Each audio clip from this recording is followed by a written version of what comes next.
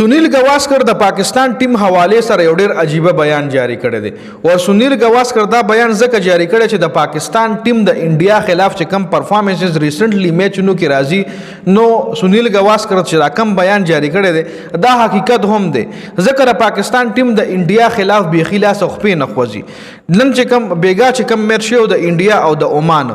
د پاکستان نه ښه مقابله عمان انډیا سره وکا د عمان سره ټیم دی چې ډیره خشته مقابله د انډیا ټیم سره کړی چون کې میچ ته بایلل دي خو ډېر ښکلی بیټینګ ډېر ښکلی بالینګ د انډیا خلاف د عمان لوبډلې کړی دی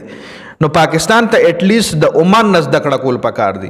خیر سنیل گواسکر څه بیان جاری کړی دی سنیل گواسکر ویلی دي چې جسپریت بمراه ته د پاکستان خلاف فرست ول کول پکار دي د پاکستان خلاف د انډیا چې کوم میچ دا یو وړوکی میچ دی نو جسپریت بمراه زموږ مین بالر دی د ریسټ ورکول پکار دي د سریلانکا میچ د پاره سریلانکا یو مضبوط ټیم دی د سریلانکا خلاف انډیا ته مضبوط ټیم کوزول پکار دي او د پاکستان خلاف چې کوم میچ ته نو کې خیر د جسپریت بمراه ویمنا یا یو کمزور ټیم هم کوشینو میچ ته ګټل شي دا ولی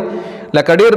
لایټ د پاکستان ټیم اخلي ډیر انډر اسټیمیټ کوي د پاکستان ټیم د انډیا سابقه کرکټرز په دې وجه انډر اسټیمیټ کوي هغه بار بار دا خبره کوي لکه د انډیا کھلاډیان دا خبره کوي د انډیا سابقه کھلاډیان چې د پاکستان ټیم ته مضبوط کېدل پکار دي چې انډیا سره خو مقابله وکړي کنه په دې خو بيخي انډیا سره مقابله نه کوي او موږ غواړو چې موږ ګرم میچونه وګورو او د پاکستان او د انډیا میچ همیشه یو سایډ کیږي همیشه یو سایډ وي د پاکستان د ټیم د طرف یو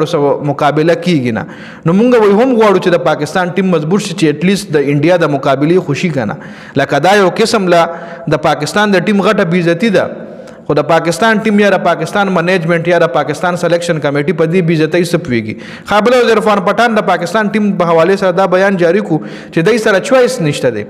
لکه دای زره د پدې کې لړیانو رقم کې لړیان چوز د پاکستان ټیم کې دي دای چې ته ډراپ کینو دای په دې بو یا خلص وک دای سره وینور کې لړیان کم دای سره خو چويس هم نشته دی نو دا خبره هم که حقیقت ته موږ سره د رضوان د بابر او د نسیم د دې درو کې لړیانو علاوه موږ سره بل چويس نشته دی